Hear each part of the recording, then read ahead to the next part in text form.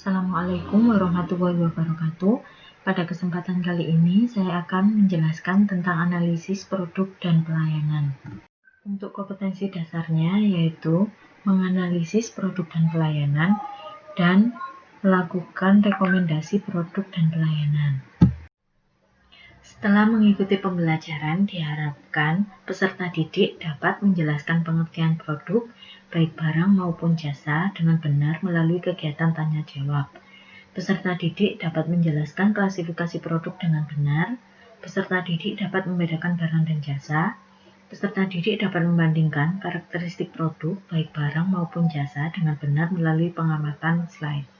Jadi dalam pembelajaran ini, yang pertama yaitu tentang pengertian produk, baik barang dan jasa, kemudian klasifikasi produk, dan karakteristik produk. Apa yang kalian ketahui tentang produk? Coba kalian perhatikan pada slide, di situ ada beberapa gambar barang-barang. Apakah itu yang dimaksud dengan produk? Kemudian, pernahkah kalian pergi ke sebuah toko, warung, pasar? Dan biasanya kalau kalian pergi ke sana, barang apa yang kalian beli? Produk dapat diartikan sebagai segala sesuatu yang dapat ditawarkan ke pasar untuk memenuhi kebutuhan dan keinginan konsumen. Produk itu dapat berupa barang dan juga dapat berupa jasa. Di sini yang dimaksud pengertian jasa adalah semua kegiatan atau manfaat yang ditawarkan oleh suatu pihak kepada pihak lainnya dan pada dasarnya tidak berwujud serta tidak menghasilkan kepemilikan sesuatu. Berbeda dengan barang. Kalau barang di sini mereka berwujud, kemudian terjadi pemindahan kepemilikan. Jadi kalau misalkan kita membeli jasa, itu tidak terjadi pemindahan kepemilikan, hanya bisa merasakan jasanya saja. Berikut merupakan contoh dari jasa. Ada jasa laundry, kemudian penjahit, kemudian ada jasa di bidang transportasi, dan ada jasa di bidang salon. Berikut merupakan contoh dari barang. Di situ ada Indomie, kemudian minyak goreng, ada almari, dan juga ada mobil. Pada slide ditampilkan karakteristik barang dan jasa. Karakteristik barang dan jasa itu berbeda. Kita bahas yang jasa terlebih dahulu. Pada slide dijelaskan bahwa perbedaannya yang pertama adalah intangibility atau tidak berwujud. Yang dimaksud tidak berwujud di sini maksudnya jasa itu tidak dapat dilihat, kemudian dirasa, dicium, didengar, atau diraba sebelum dibeli dan dikonsumsi. Jadi di sini bisa diartikan bahwa jasa itu sesuatu yang tidak dapat disentuh dan tidak dapat diraba. Kemudian sesuatu yang tidak dapat dengan mudah didefinisikan, diformulasikan, atau dipahami secara rohani. Yang kedua yaitu bahwa jasa bersifat inseparability atau tidak dapat dipisahkan.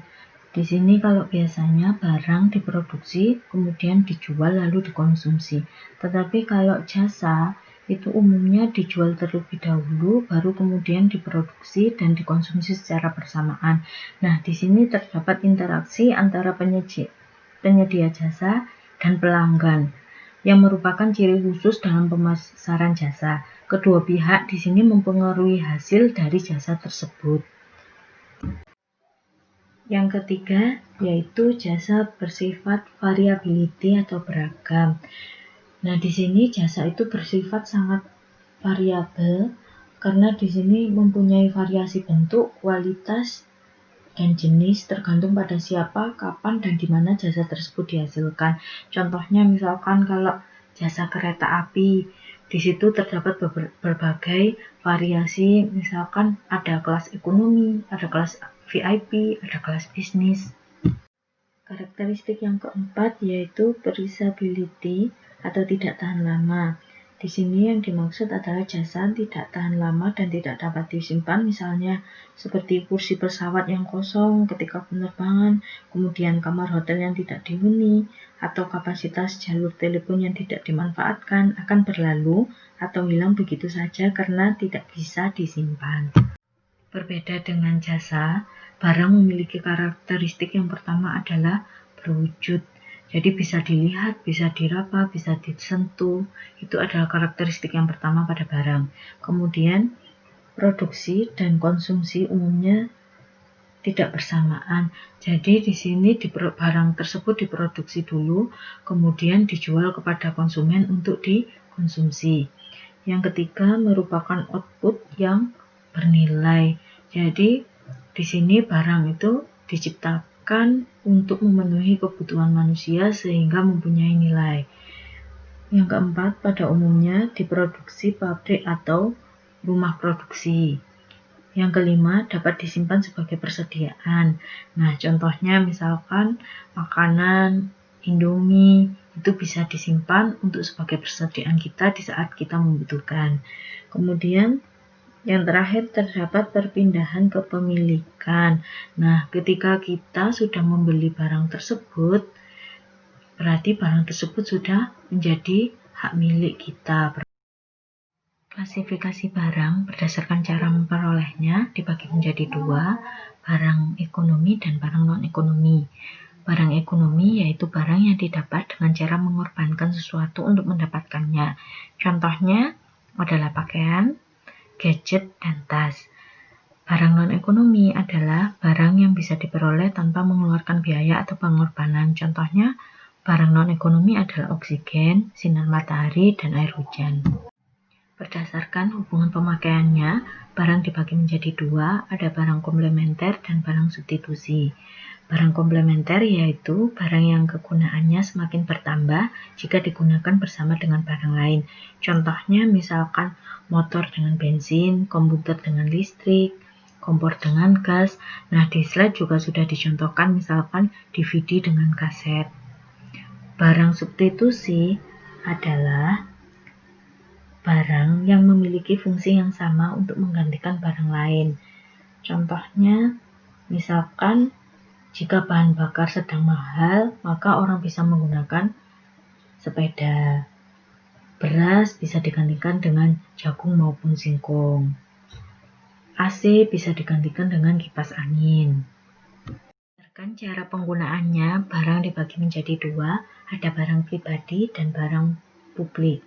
Barang pribadi adalah barang yang hanya dimiliki dan digunakan oleh individu atau perorangan.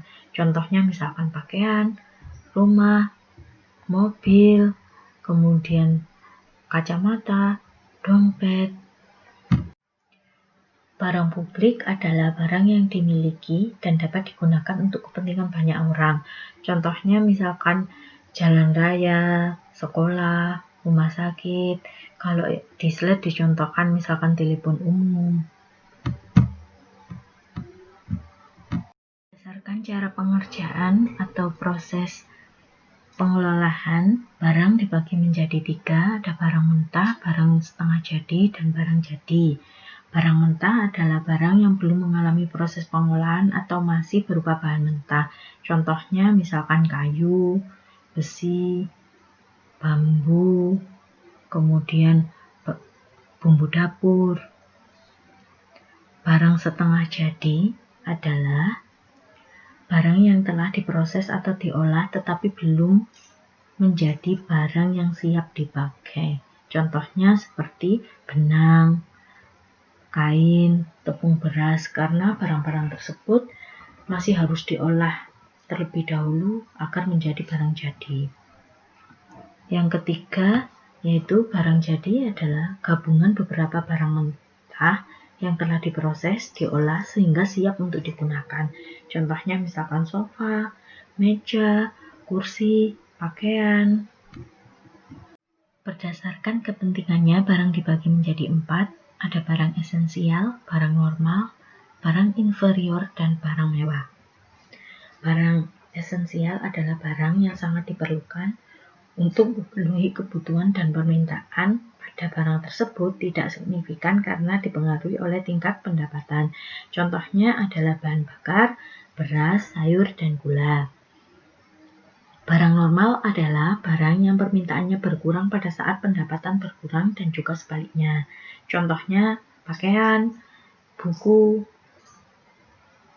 Barang inferior adalah barang yang pemakaiannya dikurangi jika pendapatan bertambah dan sebaliknya. Contohnya, barang bekas, barang KW, barang tiruan.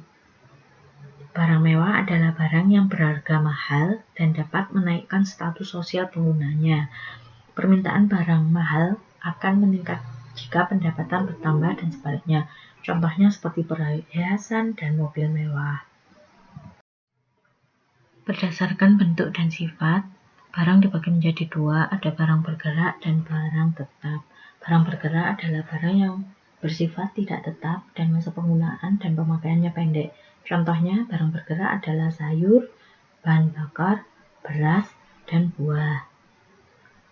Barang tetap adalah barang yang bersifat tetap dan masa pemakaiannya lama atau tahan lama. Contohnya seperti gedung, kemudian rumah, dan bangunan. Jenis-jenis jasa ada bermacam-macam, ada jasa usaha rumah tangga. Biasanya hal ini mencakup banyak hal yang ada di dalam rumah tangga. Contohnya misalkan merawat sebuah kebun, memperbaiki rumah, menjual air minum. Jasa perumahan, jasa ini menyangkut penyewaan sebuah kamar hotel, apartemen, kos-kosan. Jasa hiburan atau rekreasi berhubungan dengan penyewaan tempat untuk melakukan suatu kegiatan hiburan. Jasa perawatan pribadi, contohnya seperti salon, kecantikan, tukang pijit. Jasa kesehatan, jasa ini termasuk jasa yang sangat penting untuk kelangsungan hidup manusia. Contohnya misalkan rumah sakit, bidan, puskesmas. Jasa bisnis, jasa satu ini meliputi jasa akuntan, jasa konsultan, jasa marketing, jasa komunikasi, misalkan contohnya seperti warnet, kemudian wartel, kantor pos. Jasa transportasi, jenis jasa yang sering kita gunakan saat ini untuk bepergian. Contohnya misalkan Gojek, Grab, kemudian angkutan darat, pesawat. Jasa keuangan, contohnya misalkan bank, kemudian leasing, pajak. Jasa pendidikan, nah jasa ini sangat penting untuk kelangsungan bangsa dan negara karena untuk mendidik anak-anak bangsa. Contohnya misalkan guru privat, guru les, guru ngaji. Demikian sedikit penjelasan dari saya berkaitan dengan materi menganalisis produk dan pelayanan yang tadi mencakup 3 materi, mulai dari menjelaskan pengertian produk, kemudian karakteristik produk, dan klasifikasi produk.